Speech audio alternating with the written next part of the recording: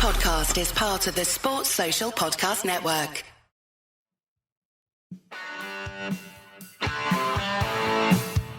You're listening to Achtung Millwall, broadcasting from the beautiful South Birmingham. Accept no substitute. Hello, dear listeners. Welcome to a positive edition of Achtung Millwall. Joining me to review Saturday's excellent away win at Luton, is the positive Payne himself. It's Merv. How you doing, Merv? Good, thanks. Yeah. Got my positive hat back on at a Geordie angle. Yeah, just on the side. I don't enjoy being negative about Millwall Football Club. I want to be upbeat and I want to be talking, good things. And it's nice to be able to do that because it's been a bit of a tough old week, Merv, hasn't it, on the Mills scene? Obviously you had the loss last Saturday, then that 2-goal, relinquishment against capitulation, relinquishment, whatever you want to call it, against Cardiff. Yeah, in very odd circumstances. And I don't know, there's been a lot of bad vibes flying around. It's just nice to be able to report, on a positive level about a good away win. A difficult place, a classic difficult place to go, Luton Town, Kenilworth Road. Yes, somewhere we've not had much luck in recent years. No. I think we've thrown away leads there as well, which I was fully expecting on Saturday. I think we were 2-0 up there last time, weren't we? It went square, didn't it? Yeah. Posting at 2-0 up. And eventually I think that cost us a playoff place eventually, as it would turn out.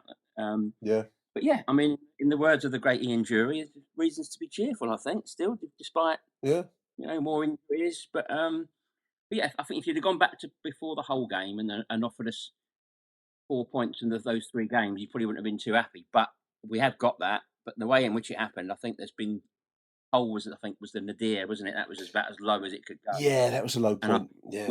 We've pulled ourselves up by our bootstraps. Cardiff was a classic game of 2 halves. I mean, the start was brilliant. Yeah. When Shannon got his goal, I was so chuffed for him, and I thought, here's someone. This is the sort of player we need. Yeah. Someone with a bit of pace, an eye for goal, someone who scares defences. And then you had the assist from RBW. Yeah. For I'm going to call him that now because it's a good one. It sounds like a bank, but it's a good acronym for a long name. He looks absolute mustard. Does old Reed? Yeah, he looks like. I said this, maybe I was getting a bit too carried away, but it does feel like we've signed an expensive, established player. Yeah. When you get a young player coming in, you expect to see him. You expect to see some nerves. I mean, we even saw it with Essie. To be fair, you expect to see a bit of nerves, a bit of rawness, but he looks like he well, Essie did want the ball. He was very good. He matured very quickly. But you feel like we've signed him from another club, from another Championship club in a way. I mean, the assist for the Norwich goal against Cardiff. Yeah. And that bit in the second half. The skill was incredible. And again, the ball for Ivanovic's goal at Luton.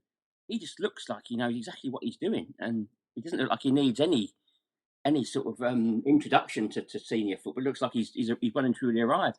I think he's got a point to prove, hasn't he? Because he was rejected by a lot of teams for being too small. Yeah, I was reading his. There's a post. I think it was from Facebook or something like it. A little kind of potted history of his. He's only young. He's only 20, but he's probably a touch older than maybe Romaine was when he first came onto the scene. Millwall. Yeah. Whereas Reece has been rejected a few times. Merv, I think it was QPR. Palace, I think, have rejected him. Someone else, it might have been Watford, but I could be wrong on that. And he would be finished up at Tooting and Mitcham playing. That's right, Isthmian League football, I suppose they're at. But I think the boy has a point to prove. He looks hungry, and I really do think. I mean, it's going to take some player to walk into a team that's just lost £14.5 million worth of talent in Romaine Sawyers. And yet he's walked straight in, and we don't look like thankfully, we found another star, Absolutely. And that's how it's got to be, really, isn't it? It's got to try and have some this sort of production line, not just of young players, but of the new signings have got to come in, and they've got to obviously improve the team, but also, I mean, which brings us nicely on to Tristan Kreller, who he's been, I think it's been a revelation. As soon as he come on, I mean, we had that really bad double right-back injury, didn't we, against Cardiff? That's right, Danny Mack and Ryan Leonard. So Ryan Leonard went off, Danny Mack came on, he went off. Kreller come on, and literally within seconds, I think it was, he went flying down the right, controlled the ball, and put in a beautiful cross for Langstaff, who unfortunately kicked it straight down the keeper's throat. But yeah, I straight away I thought that was a real head turner, and he got man of the match on the match on Saturday, and he looked so assured. It just looked pure quality, and if that's not even his natural position, then we've really, hopefully, hit the jackpot with him. Yeah, I mean, I wanted to say, I mean, I've said it in the other show that I've just done, listeners, but I want to repeat it now with you, Merv. I mean, with last couple of games and the consequent comment and the shows like this and others that are around the Mill scene online, there's been a lot of criticism of the Millwall recruitment team. I put my hand up. I was not looking. You know, I wasn't seeing what the project, if you want to call it that, was producing at that point in the week. You know, but you've already mentioned Tristan Kreller. I want to mention Aaron Connolly, who parked the kind of lightweight Panenka style penalty that didn't work. But I thought he was very, very influential, Merv. And both players, Tristan and Aaron, show real quality and touch, and that comes down to this recruitment team, Steve Gallant and his recruitment network or whatever he's got. So if you're going to criticise, and we are entitled to as fans, you've got to be prepared to say well done when the moment comes, and I do, because both of those players look really influential on Saturday, and as you just said in the week versus Cardiff. Both look like good players, and both look like they're going to add value. If the project is about that, then they look like players that will work for us. Take my hat off to them because they're good finds. Both, I thought. I think for me the key as well is they're both permanent signings. I know Connolly's on a short-term deal. We're basically having a look at him, aren't we? But Crammer is on a because I just assumed when I saw those signings in it, I just assumed they were loans doing this. And what normally happens is we bring in players like this, like Crammer, for example, and as happened with Ballard and Cresswell at the back, and Shackleton and Styles and people like that, and you think, oh, these are good. They're improving the team, and then of course May comes and goes. They all go back to their clubs, and we start off considerably lower on quality again, and we have to start all over again. But these two signings proved to be good signings and improved the team, and they're still with us. Obviously, they're possibly still with us in terms of Connolly, still with us next season. Then finally, we've got a chance of pushing on rather than taking sort of 2 steps forward and maybe 3 steps back, like I think we have been doing in recent years. No, agree. Fair play also to some players. Took a lot of stick after particularly after the Cardiff game. George Saville and Casper to some extent. A lot of it unfair, but we'll probably come back to that. I've got a few voice notes to play you, Merv. I think we will touch on that in a bit, so I won't dwell on it too long. But Saville stood up to the plate on Saturday and put in a good performance. So did Casper Denor.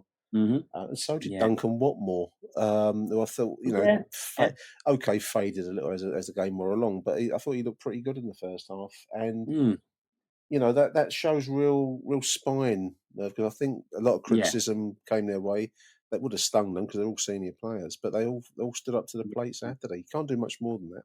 No, that was the best way to answer it, really, wasn't it? Because, like I say, Hull was a disaster. Cardiff was a semi-disaster. I think what disappointed me most of the Cardiff game was the sort of Sunday League style hackfest we resorted to in the last 10 minutes. Which I couldn't understand it because that's I think what both goals for Cardiff came at the end of each half, and both came from just a total lack of composure, which is unusual for us, really. But at one point we were literally just swinging our boots at it and just kicking anywhere, when surely you'd expect them to have the ability to sort of just be a bit more composed and get it down and sort of pass it and just keep possession and run the clock down. But that for me that's why I think the equaliser was inevitable. But so we had an awful 90 minutes against Hull, a good and bad half each against Cardiff. But I think overall it wasn't the best footballing spectacle ever. But Luton are down the wrong end of the table, and we're desperate for points as well to sort of not get dragged into it. So you can't expect a football fest. I don't know who the one of the co-commentator was Sam Parkin on the TV coverage. I didn't. Parkin, and he's got kind of like a very not always very well masked bias against us. I know he played for us in the past, but he always seems to err against us. I could be getting a bit of a chip on my shoulder there. I don't know. And I don't know who the lead commentator was. It's just a generic kind of football commentator type. Yeah. But the cliche thing of not a game for the purist. I mean, I'd love to know who are these purists that you keep hearing about. It's cliche, isn't it? You know. Yeah, you do. I mean, it's like you say, you keep hearing, keep hearing criticisms of the style of football. I just wonder how many Championship or how many football fans are really pleased with how their team plays football. Thinks their team plays great flowing football, because it's just not practical. Well, not in the English league. It's so competitive. You've got to most of the time you've got to dig in, and to use a John Sitton used to use, kick, bollock and bite, really, to get, and unless you're Leeds United and you've got huge squads of top grade Championship players or even Premier League quality players, then you can't. What do you expect? If you tune into Luton Town on 12:30 kickoff versus Millwall, if you're expecting a Mona Lisa, you've probably gone to the wrong art gallery, But there we are. But all these purists apparently would have been, aghast at what they saw. Let's have a voice now. I've got a before and an after one from John Rankin for you, Merv. So we'll come back when John's finished. We'll have a little advertising break, and Merv and I will come back after that, dear listeners. So stay tuned. Take it away, John. Hello, Nick. Hello, listeners. I wanted to send in a voicemail before the game at Luton. The reason for that is that I've just been, like a lot of us Millwall fans, I've been thinking a lot about what's been going on with the players. And what prompted it really was, I've just heard that Ryan Longman has gone to Wrexham for like £500,000. I mean, and it kind of, my initial reaction was annoyance, really. I was going to say dismay, but annoyance, because one of the best goals I've seen in the CBL for a long time was Ryan Longman's strike last season. Breaking in off the left and putting it in the top right-hand corner. And I just thought, why the hell didn't we buy him? He's gone to Wrexham for £500,000. And I just don't know what's going on. But I wanted to send a voicemail in and wish all the players good luck. And particularly players like George Honeyman, who's come in for a lot of abuse. I've watched George Honeyman at a variety of clubs, and I think Gary Rowett played him out of position. He played him on the right as a right winger, and I think Alex Neil and Neil Harris to a certain extent, maybe not so much Neil Harris, but certainly Joe Edwards saw him as a number 10. He's a central midfielder. He's a busy little dynamo in the middle, and I think he's a tremendous Championship player. He's had experience in the Premiership, and I just wanted to say, if George Honeyman tunes into this channel, all the best to your son. I'm a big admirer of you, and I think you can, if you're played in the right position, you can make a very, very positive contribution to our team. I think there are players who take their position in the team for granted, and I think they should be dropped immediately. I'm not going to name names. They know who they are. But I think that's what we're suffering from. I think Alex Neil needs to stamp his authority on the squad, make some brave decisions. And, look, I'll be honest with you. If he makes brave decisions and we play well and we look good and we play some good football, but we play in the true Millwall spirit of giving it all, picking up some yellow cards, not worrying too much about that, and just getting stuck in, right, and playing good, aggressive Championship football, I don't care if we lose 3-0.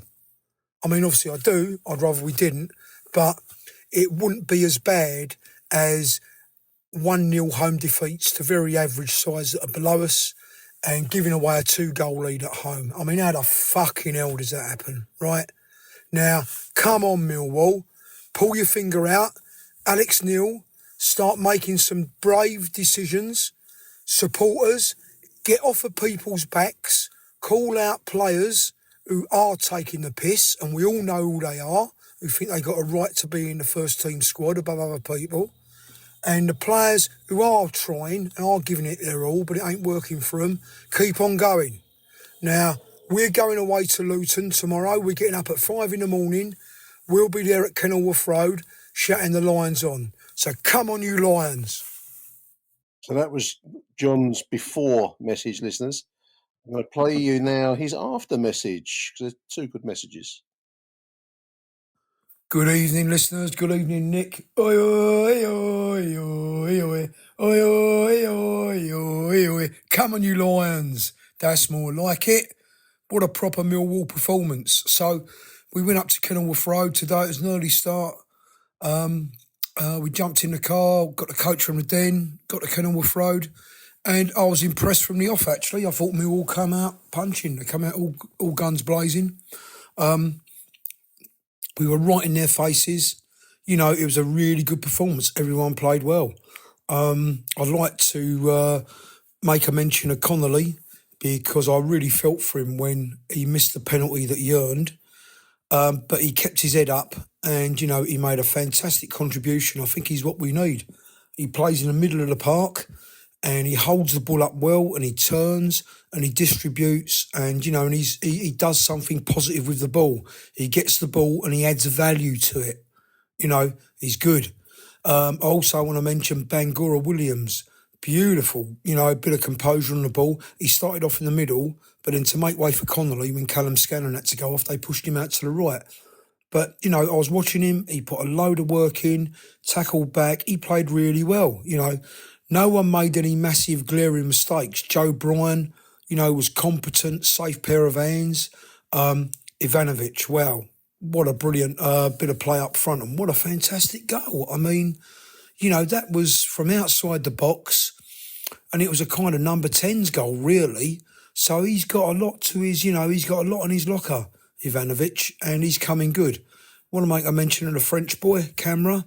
Great, playing it right back, you know, looks really good. And I wasn't too worried about the yellow cards. I mean, I said in my previous voicemail, you know, you got to buy a performance sometimes, and you buy a performance by playing on the edge. And, you know, I've got no problem with a few yellow cards to get us back into a bit of momentum. And, you know, well done. My man of the match, Japhet Tanganga, I thought he was absolutely immense. Led by example.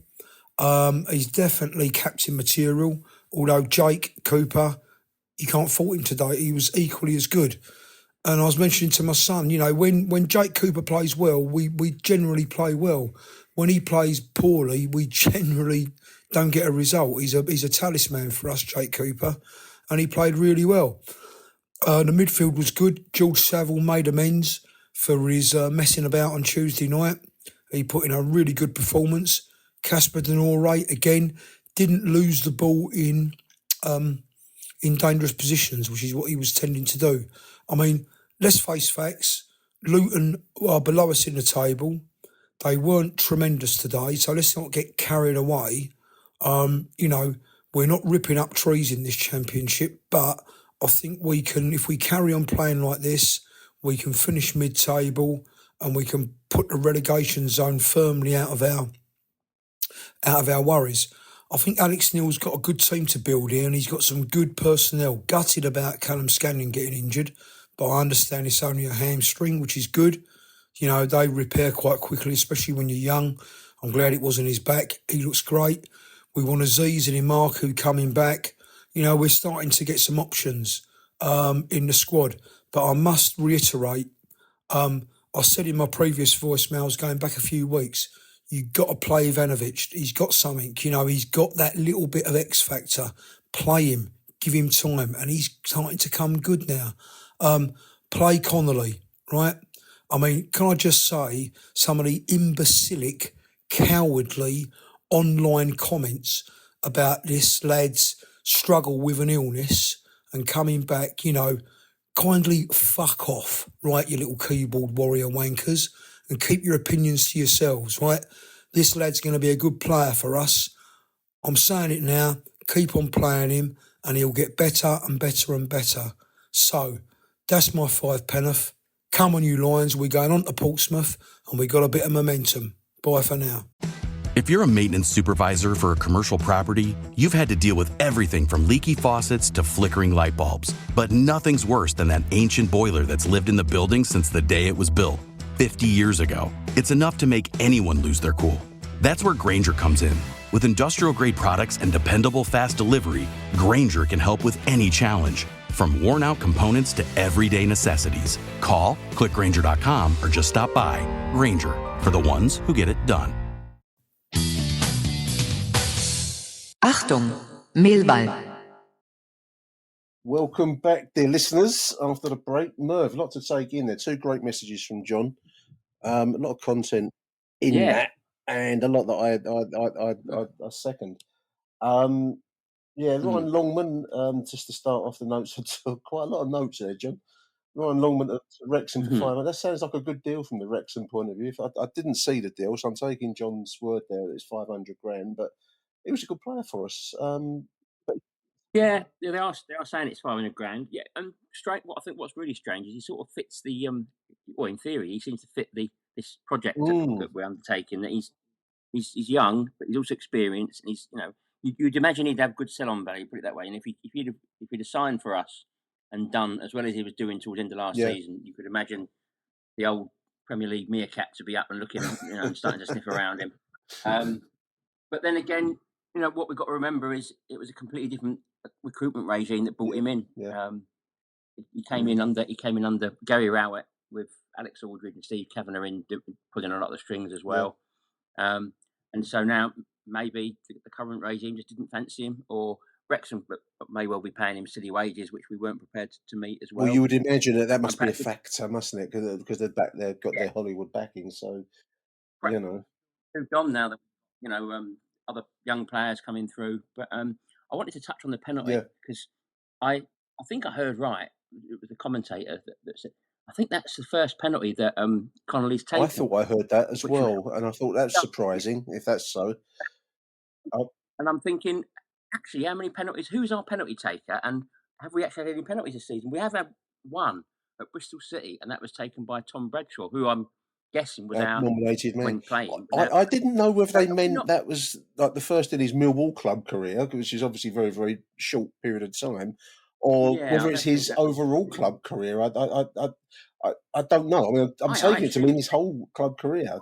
The other statement is ludicrous. Yes, when in his time at Sunderland and Brighton, which is, but it also begs the question: when we said to Tom Bradshaw off to Oxford, he was obviously clearly one of our penalty takers. Did we not sort of have the discussion? Who's going to take the penalties if we get them? It just seems a bit weird. You'd have thought we would. I'm not trying to get any negativity into proceedings, but I just think who. I was actually when the ref pointed to the spot, I thought, well, who's I thought Ivanovic would be the man to step up and take it. Well, this is it. I always remember there's that great story about Teddy Sheringham in his final season at Millwall when he got 38 goals, and he said he put a lot of it down to Steve Harrison, who was Bruce Rioch's assistant at the time and the coach. And he said he pulled him to one side at the start of the season and said, right, this season I want you to be greedy. He said, if the ball's going in the net and you're on the line, you get the goal. We get a penalty, you're taking the penalty. If we get a free kick and it's in a goal scoring opportunity, you're taking it. He put a lot of his success that season when he scored too many goals down to that. Yeah, and I think we've got to maybe look at Ivanovic being that sort of player and say, right, if that's obviously if he wants to. I can't imagine any striker wouldn't want to take a penalty because it's a free hit to get your goal. What I do, but obviously we've got to remember, it's easy to forget he's still quite young. Yeah, still quite raw. Eventually, hopefully that'll be. But yeah, just the thought that they've not got together and said, right, if we get a penalty, who's taking it? Yeah, no, that was odd. I mean, what I would say, and obviously he's missed the penalty, so that kind of colours everything that has been saved, I suppose. But the skill to work the penalty, if you look at the moments leading it, really top level footwork, Merv, and he gets, you're going to draw clips because he's up against a defender that is in a tight situation. He wants to prevent the shot. Yeah. And, that the only way he can do that is by clipping his heels, and that's won the penalty. Yeah. So... Yeah, he looked really lively, didn't he? It was good to watch, to see how much energy. And I think he was... he was still... I think he was desperate to get on the score sheet, Merv. I think that's what it... Yeah, exactly. So maybe he put himself forward for it. Yeah, maybe, we don't know. Maybe he said at the start, I'm sure a manager of Alex Neil's experience has his conversations, and maybe he said, look, if I'm on, I'll take it. So Neil's probably thought, right, fair play to you. But maybe it needs a bit more practice, perhaps. But no, I was pleased for him that we ended up winning as anything else, because you could see him beating himself up over it, going off at half time. It clearly weighed heavy on his shoulders. Which is a shame, because I thought he did well. He's an influential player, and we want to see more of that. Really need that sort of energy. Yeah, it's really what we need. I mean, you and me have touched on Reece Bangura Williams, so that that's he's a revelation in himself at the moment. I wanted to touch on Ivanovic because, as John said, he's got the X factor. I think he does have the X factor. Yes, definitely. Yeah, he does. No doubt about it. And also, if you look at the build-up of the goal, Merv, I think he does a good job of shielding the ball and laying it off. I think, I'll have to see it again, so correct me if I'm wrong, listeners, but he lays the ball off to, I think, Danone, who feeds Bangura, and then there's the move forward. Yeah. So that's the very thing that he was getting criticised for not being up to, that the kind of the work side of the game, you know. Yeah. But I think the finishing, I mean, each of his goals, I copied a tweet earlier on, and I wanted. They've all been very different, haven't they? They've all been completely different, but great in their own way. Yeah. I mean, even the Dagenham, as comical as the Dagenham and Redbridge one was, that was someone who is absolutely desperate to get a goal. A goal by any means necessary.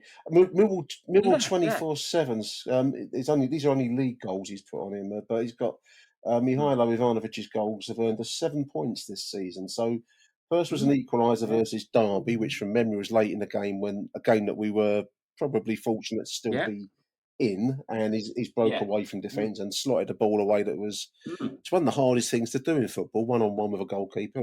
He comes from the halfway line on that as well, isn't he? So he talks about injury time of the game, and he's got that energy and that composure. We're talking about fullback composure. You know, he looks And many experienced strikers fumble those situations. So anyway, he's kept us in a game there which we needed the I think that kept the unbeaten run going at the time. So there's one goal.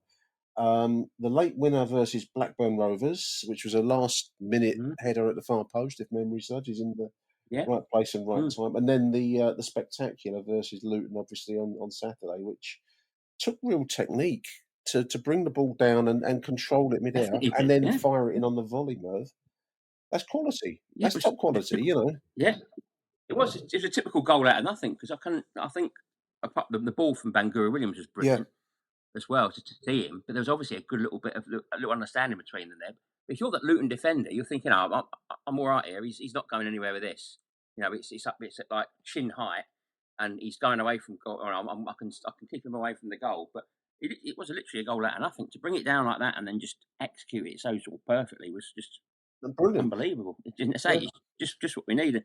If he was a bang average striker, then he wouldn't be capable of doing stuff like that. Nothing like that. You know, he'd need 6 or 7 chances to get lucky. Yeah, but he's getting goals out of nowhere. I mean, that was in a game which we've already said was fairly low on quality and low on chances. You know, that's exactly what you need that's the mark of a quality striker who will get a goal out of nothing in a game that's not producing many chances. Absolutely, I liked a post of Dan Wallow 6. Just talking about Mihailo before we move on. He says that was a proper championship level performance from Mihailo.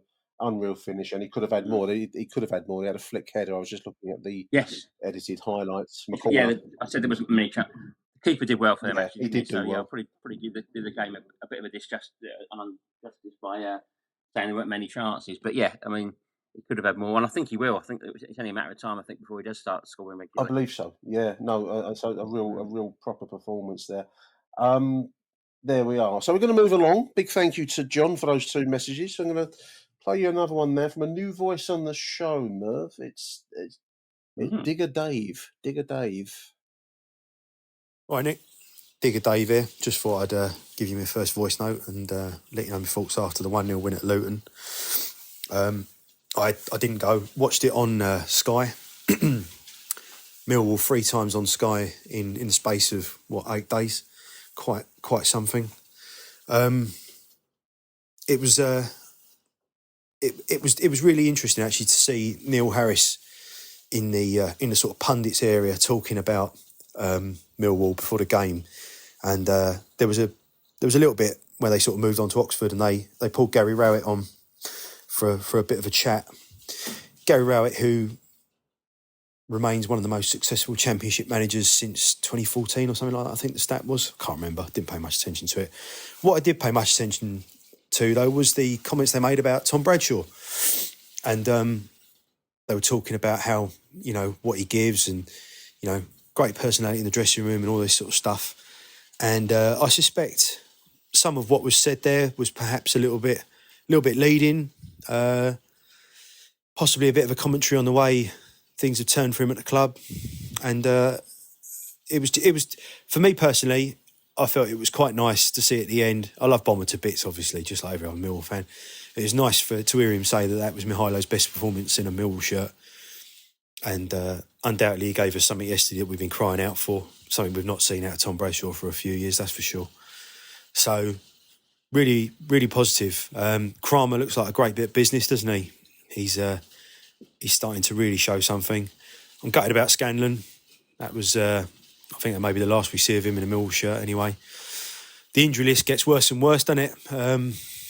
Frustrating, but, you know, there's work there for Steve Gallen to do, and he's got to start doing it. And I'd say he's got to get on with it, really. The amount of players we've got to bring in, essentially, to try and keep us covered in all positions anyway. Anyway, it's a great podcast, Nick. I genuinely look forward to every episode coming out. Like I said to you, it gets a bit lonely sometimes in that cab during the day, and you know, to have that little bit of escapism really, really helps. You know, last few games that I've been to at the Den, it's been really, really quiet. And I just want to say, really, like for me, that's a marked turn from when I first started going to games really regularly. I can't call myself a regular attender, unfortunately, but I try and get to as many games as I can. But yeah, just the Den seems to have changed a lot just in the last 15 years or so. That legendary atmosphere that used to be around when we first started going, it is slipping. Fans are getting older. I'm older myself, and it's a shame. It's a shame. Anyway, I don't know what I was going to say about that, really. Just wanted to perhaps comment on the way the club seems to have changed for myself anyway. But anyway, it's good therapy, as I think was said in the last episodes. So, cheers, mate. Keep up the good work, and come on, you Lions. Cheers, Dave. Digger Dave. New voice. Very welcome, new voice. Keep them coming, mate.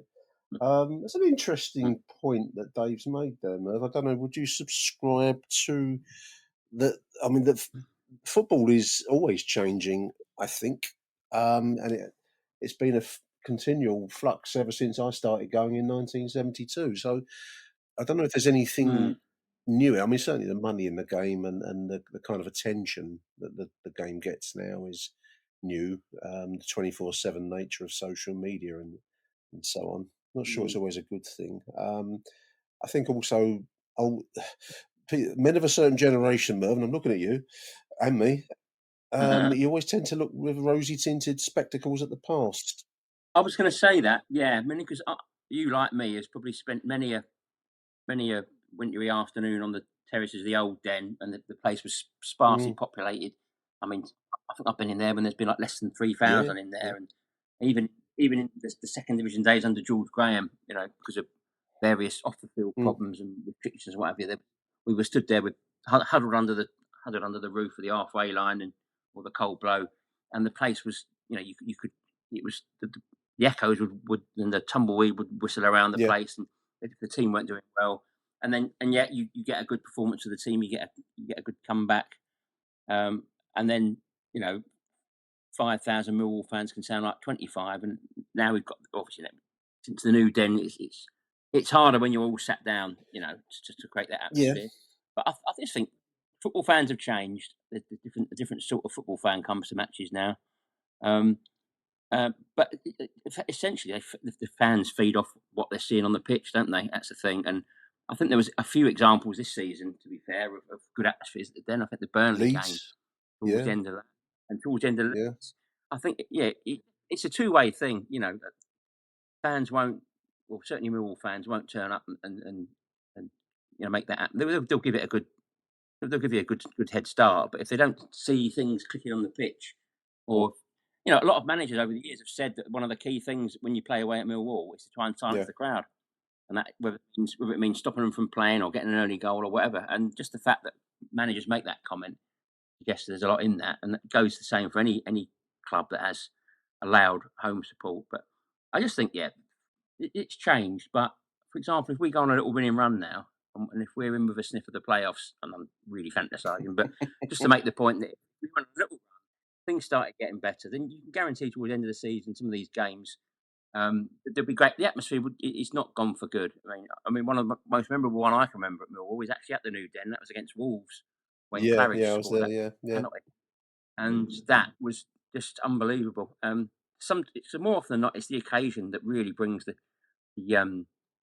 atmosphere out. I don't think it's the case that every single game, regardless of the performance and the result, is a hotbed of raucous support. I think it's just they feed off the team and the performance. No, I would agree with that. I mean, Mm. make the same point. I mean, I can well remember many occasions at Coldblow Lane where it was not a cauldron of noise, listeners. It was, No. if you got 5,000 or 6,000 people in there, yes, of course, that a Millwall crowd can make a noise, Mm. but more often than not, it was third division football against mediocre opponents, and it just wasn't anything to get excited about. So I think the relationship with what takes place on the pitch with the noise that is generated off of it is directly linked. So, I think this is one of the criticisms of Gary Rowett's football, and Dave mentions Rowett's name.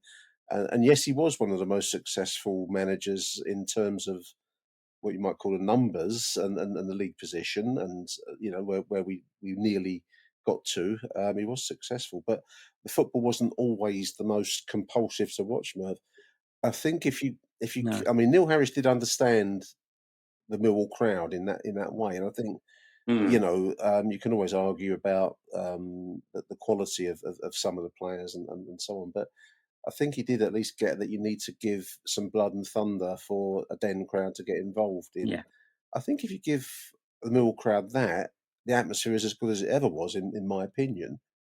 Yeah. Where I sit is in Block 1, so that sometimes is filled with some of the more modern style of fans who are often tourist fans.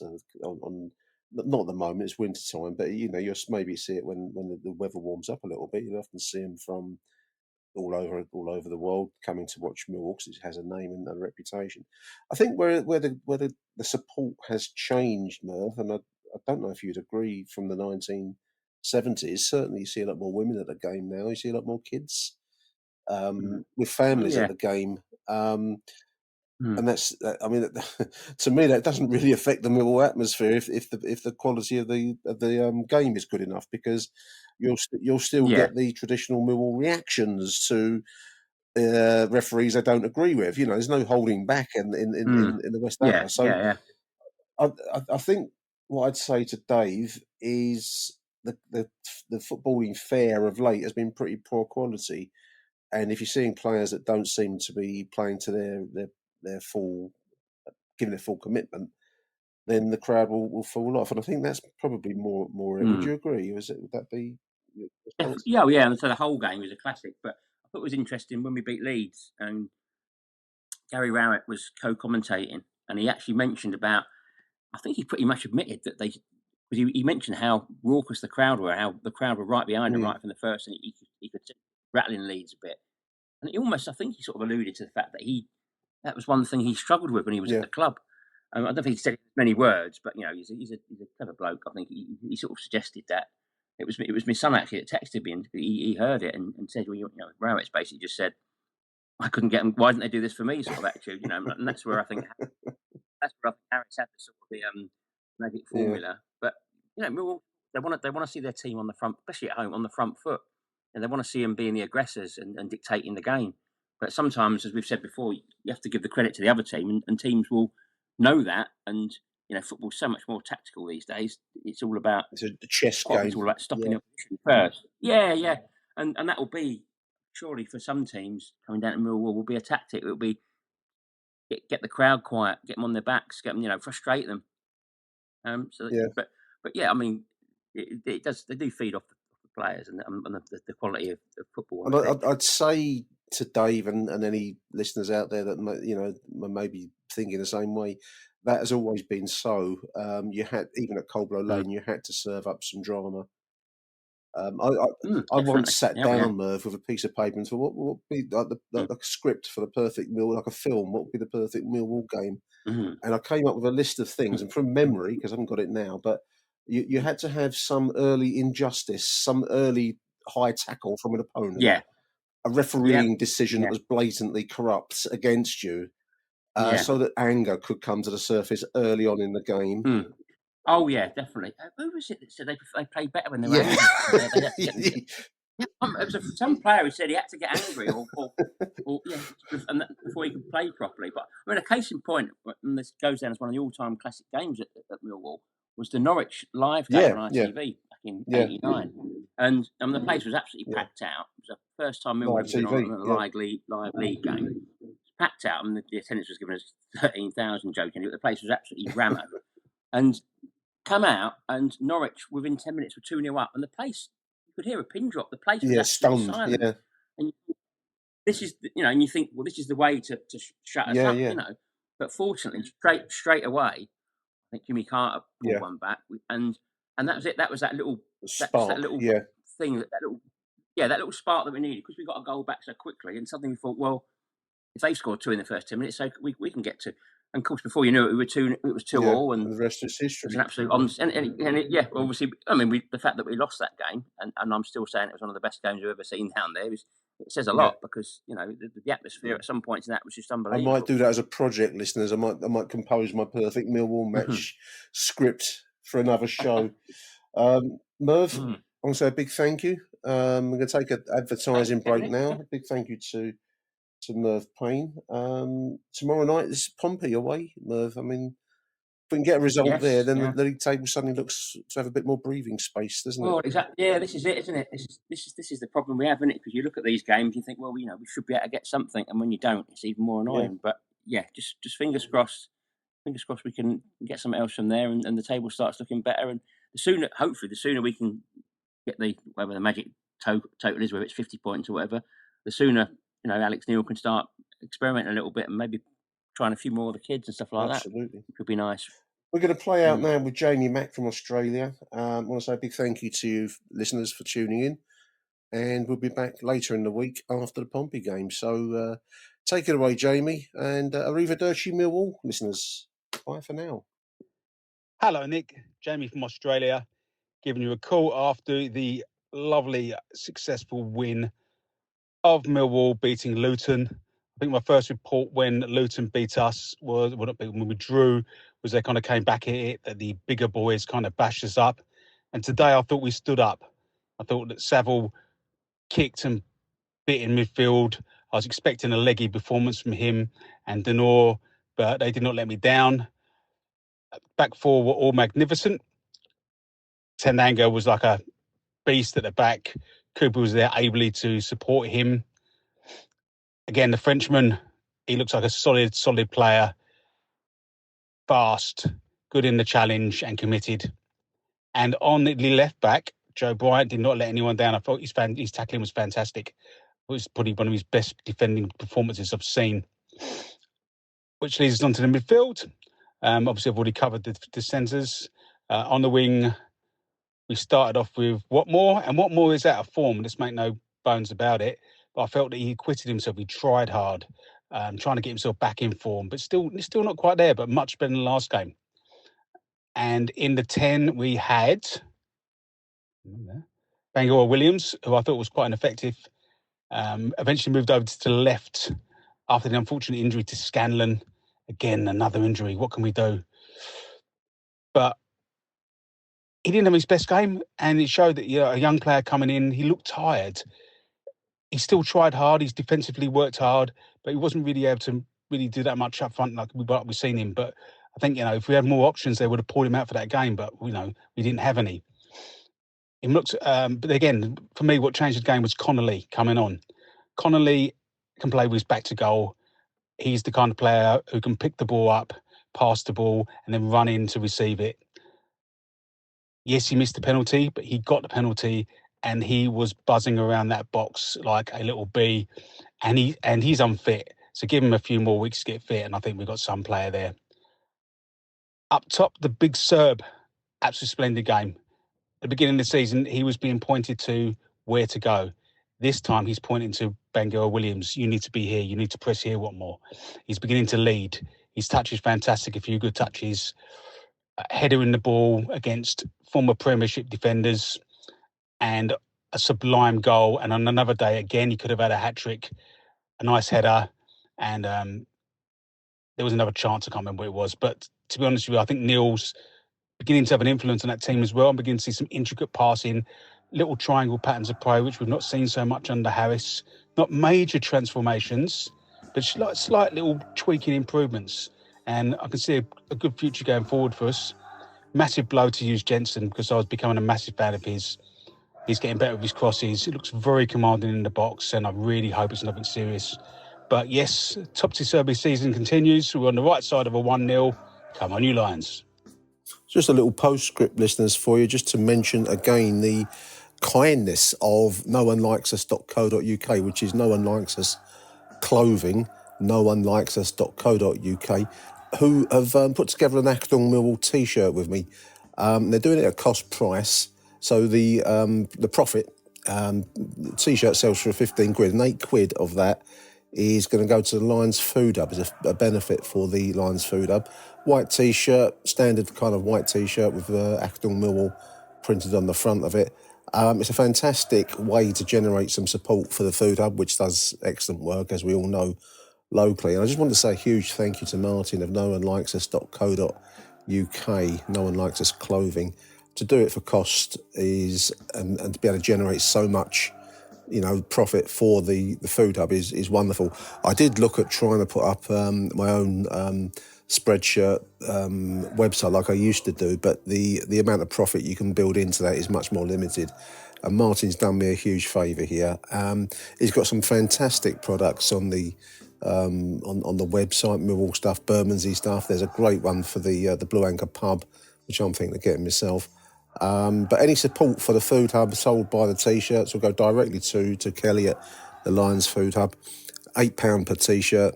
I really want to say thank you to Martin, and thank you to everyone that's bought one so far. It's fantastic support. So do check it out. noonelikes.us.co.uk, Achtung Millwall T-shirt, Lions Food Hub benefit. Many, many thanks. Arrivederci Millwall.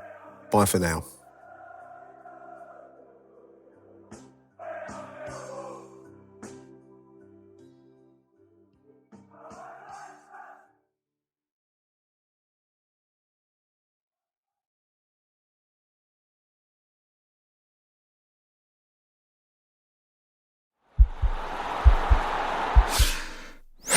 This podcast is part of the Sports Social Podcast Network.